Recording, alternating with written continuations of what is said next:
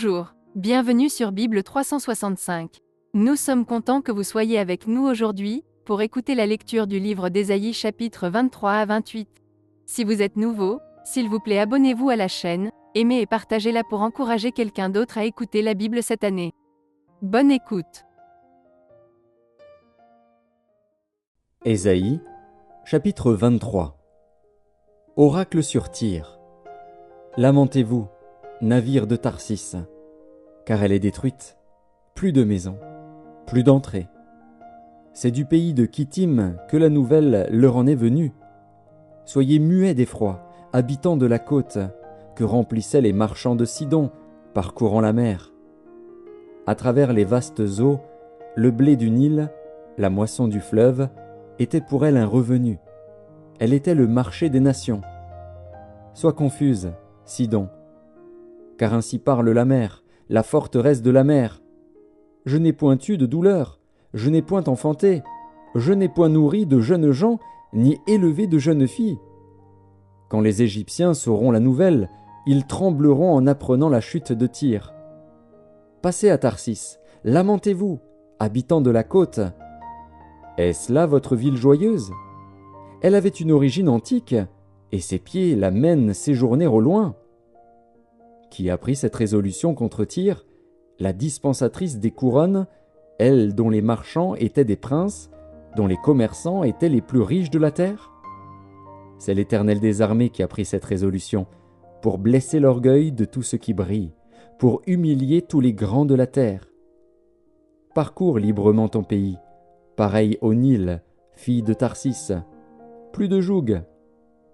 L'Éternel a étendu sa main sur la mer. Il a fait trembler les royaumes. Il a ordonné la destruction des forteresses de Canaan. Il a dit : Tu ne te livreras plus à la joie, vierge déshonorée, fille de Sidon. Lève-toi, passe au pays de Kittim. Même là, il n'y aura pas de repos pour toi. Vois les Chaldéens, qui n'étaient pas un peuple, ces habitants du désert, pour qui l'Assyrien a fondé un pays. Ils élèvent des tours, ils renversent les palais de Tyr, ils les mettent en ruine. Lamentez-vous, navire de Tarsis, car votre forteresse est détruite. En ce temps-là, Tyr tombera dans l'oubli 70 ans, ce que dure la vie d'un roi. Au bout de 70 ans, il en sera de Tyr comme de la prostituée dont parle la chanson. Prends la harpe, parcours la ville, prostituée qu'on oublie. Joue bien, répète tes chants, pour qu'on se souvienne de toi. Au bout de 70 ans, l'Éternel visitera Tyr, et elle retournera à son salaire impur.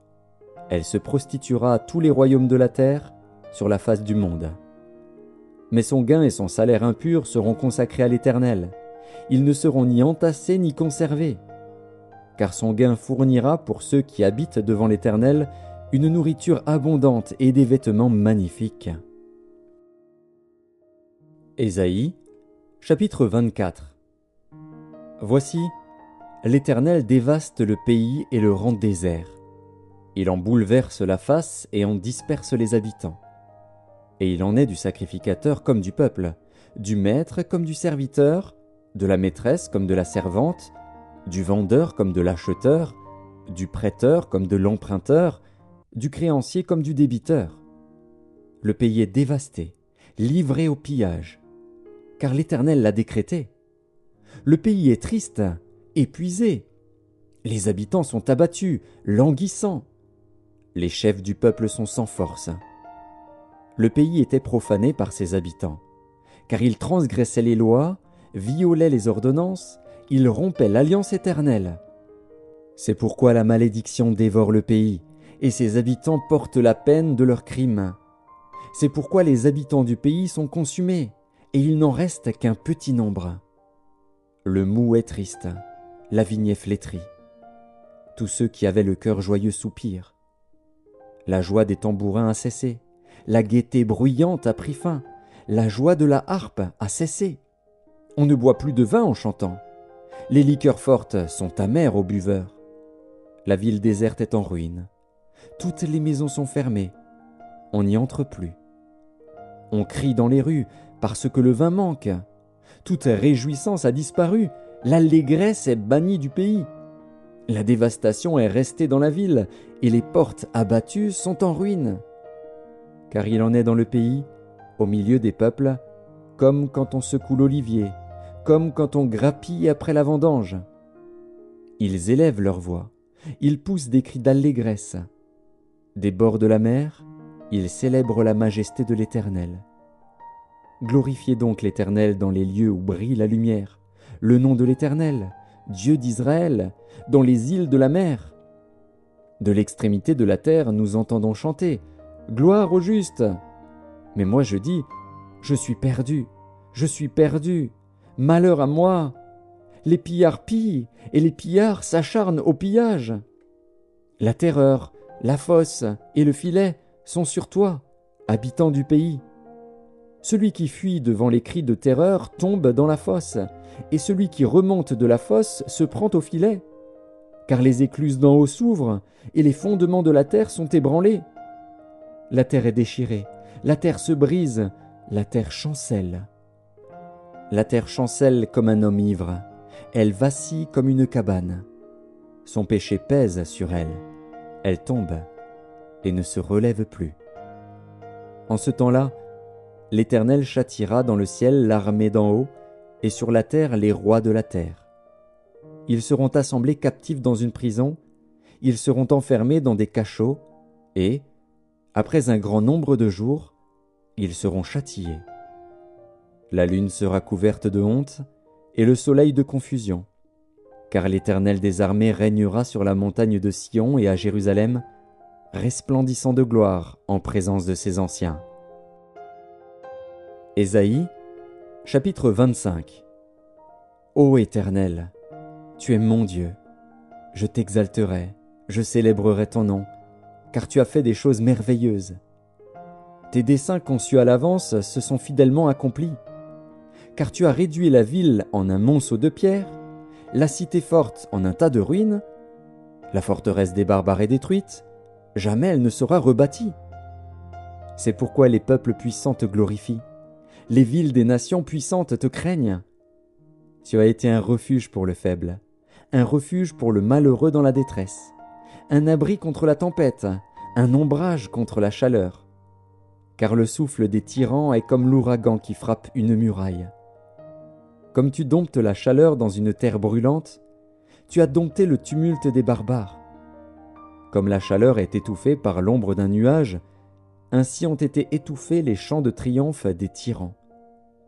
L'Éternel des armées prépare à tous les peuples, sur cette montagne, un festin de mets succulents, un festin de vin vieux, de mets succulents, pleins de moelle, de vin vieux, clarifié. Et, sur cette montagne, il anéantit le voile qui voile tous les peuples, la couverture qui couvre toutes les nations. Il anéantit la mort pour toujours. Le Seigneur, l'Éternel, essuie les larmes de tous les visages. Il fait disparaître de toute la terre l'opprobre de son peuple. Car l'Éternel a parlé. En ce jour, l'on dira, « Voici, c'est notre Dieu, en qui nous avons confiance, et c'est lui qui nous sauve. C'est l'Éternel, en qui nous avons confiance. Soyons dans l'allégresse, et réjouissons-nous de son salut. Car la main de l'Éternel repose sur cette montagne, et Moab est foulé sur place, comme la paille est foulée dans une mare à fumier. Au milieu de cette mare, il étend ses mains, comme le nageur les étend pour nager. Mais l'Éternel abat son orgueil, et déjoue l'artifice de ses mains.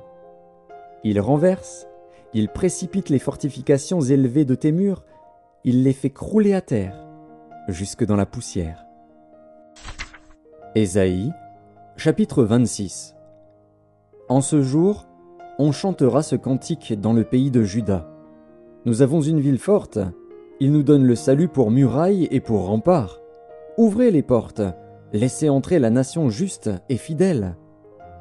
À celui qui est ferme dans ses sentiments, tu assures la paix, parce qu'il se confie en toi. Confiez-vous en l'Éternel à perpétuité, car l'Éternel est le rocher des siècles. Il a renversé ceux qui habitaient les hauteurs, il a abaissé la ville superbe. il l'a abaissée jusqu'à terre. Il lui a fait toucher la poussière. Elle est foulée aux pieds des pauvres, sous les pas des misérables. Le chemin du juste est la droiture. Toi qui es juste, tu aplanis le sentier du juste. Aussi nous t'attendons, ô Éternel, sur la voie de tes jugements. Notre âme soupire après ton nom et après ton souvenir. Mon âme te désire pendant la nuit, et mon esprit te cherche au-dedans de moi.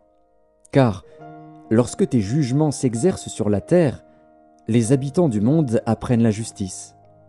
Si l'on fait grâce aux méchants, il n'apprend pas la justice. Il se livre au mal dans le pays de la droiture, et il n'a point égard à la majesté de Dieu. Éternel, ta main est puissante. Ils ne l'aperçoivent pas. Ils verront ton zèle pour le peuple, et ils en seront confus. Le feu consumera tes ennemis. Éternel, tu nous donnes la paix, car tout ce que nous faisons, c'est toi qui l'accomplis pour nous. Éternel, notre Dieu, d'autres maîtres que toi ont dominé sur nous, mais c'est grâce à toi seul que nous invoquons ton nom. Ceux qui sont morts ne revivront pas, des ombres ne se relèveront pas, car tu les as châtiés, tu les as anéantis, et tu en as détruit tout souvenir. Multiplie le peuple, ô Éternel, multiplie le peuple, manifeste ta gloire, recule toutes les limites du pays. Éternel, ils t'ont cherché quand ils étaient dans la détresse, ils se sont répandus en prière quand tu les as châtiés. Comme une femme enceinte, sur le point d'accoucher, se tord et crie au milieu de ses douleurs, ainsi avons-nous été, loin de ta face, ô Éternel. Nous avons conçu, nous avons éprouvé des douleurs, et, quand nous enfantons, ce n'est que du vent. Le pays n'est pas sauvé, et ses habitants ne sont pas nés. Que tes morts revivent, que mes cadavres se relèvent. Réveillez-vous et tressaillez de joie, habitants de la poussière, car ta rosée est une rosée vivifiante, et la terre redonnera le jour aux ombres. Va, mon peuple, entre dans ta chambre, et ferme la porte derrière toi. Cache-toi pour quelques instants, jusqu'à ce que la colère soit passée. Car voici, l'Éternel sort de sa demeure pour punir les crimes des habitants de la terre. Et la terre mettra le sang à nu, elle ne couvrira plus les meurtres. Ésaïe, chapitre 27. En ce jour, l'Éternel frappera de sa dure, grande et forte épée le Léviathan, serpent fuyard, le Léviathan, serpent tortueux, et il tuera le monstre qui est dans la mer. En ce jour-là, chantez un cantique sur la vigne. Moi l'Éternel, j'en suis le gardien, je l'arrose à chaque instant. De peur qu'on ne l'attaque, nuit et jour je la garde. Il n'y a point en moi de colère. Mais si je trouve à combattre des ronces et des épines, je marcherai contre elles, je les consumerai tout ensemble, à moins qu'on ne me prenne pour refuge, qu'on ne fasse la paix avec moi, qu'on ne fasse la paix avec moi. Dans les temps à venir, Jacob prendra racine, Israël poussera des fleurs et des rejetons, et il remplira le monde de ses fruits. L'Éternel l'a-t-il frappé comme il a frappé ceux qui le frappaient? L'a-t-il tué comme il a tué ceux qui le tuaient? C'est avec mesure que tu l'as châtié par l'exil, en l'emportant par le souffle impétueux du vent d'Orient. Ainsi le crime de Jacob a été expié, et voici le fruit du pardon de son péché. L'Éternel a rendu toutes les pierres des autels pareilles à des pierres de chaux réduites en poussière. Les idoles d'Astarté et les statues du soleil ne se relèveront plus. Car la ville forte est solitaire. C'est une demeure délaissée et abandonnée comme le désert. Là pâture le veau, il s'y couche et broute les branches. Quand les rameaux sèchent, on les brise. Des femmes viennent pour les brûler. C'était un peuple sans intelligence. Aussi celui qui l'a fait n'a point eu pitié de lui, celui qui l'a formé ne lui a point fait grâce. En ce temps-là, l'Éternel secourra des fruits, depuis le cours du fleuve jusqu'au torrent d'Égypte, et vous serez ramassés un à un, enfants d'Israël. En ce jour, on sonnera de la grande trompette, et alors reviendront ceux qui étaient exilés au pays d'Assyrie ou fugitifs au pays d'Égypte. Et ils se prosterneront devant l'Éternel, sur la montagne sainte, à Jérusalem. Ésaïe, chapitre 28. Malheur à la couronne superbe des ivrognes d'Éphraïm, à la fleur fanée, qui fait l'éclat de sa parure, sur la cime de la fertile vallée de ceux qui s'enivrent. Voici venir, de la part du Seigneur, un homme fort et puissant, comme un orage de grêle, un ouragan destructeur, comme une tempête qui précipite des torrents d'eau. Il la fait tomber en terre avec violence. Elle sera foulée aux pieds, la couronne superbe des ivrognes d'Éphraïm. Et la fleur fanée, qui fait l'éclat de sa parure, sur la cime de la fertile vallée, sera comme une figue hâtive qu'on aperçoit avant la récolte, et qui, à peine dans la main, est aussitôt avalée. En ce jour, l'Éternel des armées sera une couronne éclatante et une parure magnifique pour le reste de son peuple, un esprit de justice pour celui qui est assis au siège de la justice, et une force pour ceux qui repoussent l'ennemi jusqu'à ses portes. Mais eux aussi, ils chancellent dans le vin, et les boissons fortes leur donnent des vertiges. Sacrificateurs et prophètes chancellent dans les boissons fortes, ils sont absorbés par le vin, ils ont des vertiges à cause des boissons fortes. Ils chancellent en prophétisant, ils vacillent en rendant la justice. Toutes les tables sont pleines de vomissements, d'ordures. Il n'y a plus de place. À qui veut-on enseigner la sagesse? À qui veut-on donner des leçons? Est-ce à des enfants qui viennent d'être sevrés, qui viennent de quitter la mamelle? Car c'est précepte sur précepte, précepte sur précepte, règle sur règle, règle sur règle, un peu ici, un peu là. Eh bien, c'est par des hommes aux lèvres balbutiantes et au langage barbare que l'Éternel parlera à ce peuple. Il lui disait, « Voici le repos, laissez reposer celui qui est fatigué. Voici le lieu du repos. » Mais ils n'ont point voulu écouter. Et pour eux, la parole de l'Éternel sera précepte sur précepte, précepte sur précepte, règle sur règle, règle sur règle, un peu ici, un peu là, afin qu'en marchant il tombe à la renverse et se brise, afin qu'il soit enlacé et pris. Écoutez donc la parole de l'Éternel, moqueurs, vous qui dominez sur ce peuple de Jérusalem. Vous dites, « Nous avons fait une alliance avec la mort, nous avons fait un pacte avec le séjour des morts. Quand le fléau débordé passera, il ne nous atteindra pas, car nous avons la fausseté pour refuge et le mensonge pour abri. C'est pourquoi ainsi parle le Seigneur, l'Éternel. Voici, j'ai mis pour fondement en Sion une pierre éprouvée, une pierre angulaire de prix, solidement posée. Celui qui la prendra pour appui n'aura point hâte de fuir. Je ferai de la droiture une règle et de la justice un niveau. Et la grêle emportera le refuge de la fausseté, et les eaux inonderont l'abri du mensonge. Votre alliance avec la mort sera détruite, votre pacte avec le séjour des morts ne subsistera pas. Quand le fléau débordé passera, vous serez par lui foulés aux pieds. Chaque fois qu'il passera, il vous saisira, car il passera tous les matins, le jour et la nuit, et son bruit seul donnera l'épouvante. Le lit sera trop court pour s'y étendre, et la couverture trop étroite pour s'en envelopper. Car l'Éternel se lèvera comme à la montagne de Pératsim, il s'irritera comme dans la vallée de Gabaon pour faire son œuvre étrange, pour exécuter son travail inouï. Maintenant, ne vous livrez point à la moquerie, de peur que vos liens ne soient resserrés. Car la destruction de tout le pays est résolue. Je l'ai appris du Seigneur, de l'Éternel des armées. Prêtez l'oreille et écoutez ma voix. Soyez attentifs et écoutez ma parole. Celui qui laboure pour semer laboure-t-il toujours? Ouvre-t-il et brise-t-il toujours son terrain? N'est-ce pas après en avoir aplani la surface qu'il répand de la nielle et sème du cumin? Qu'il met le froment par rangées, l'orge à une place marquée et l'épeautre sur les bords? Son Dieu lui a enseigné la marche à suivre, il lui a donné ses instructions. On ne foule pas la nielle avec le traîneau, et la roue du chariot ne passe pas sur le cumin. Mais on bat la nielle avec le bâton, et le cumin avec la verge. On bat le blé, mais on ne le bat pas toujours. On y pousse la roue du chariot et les chevaux, mais on ne l'écrase pas. Cela aussi vient de l'Éternel des armées. Admirable est son conseil, et grande est sa sagesse.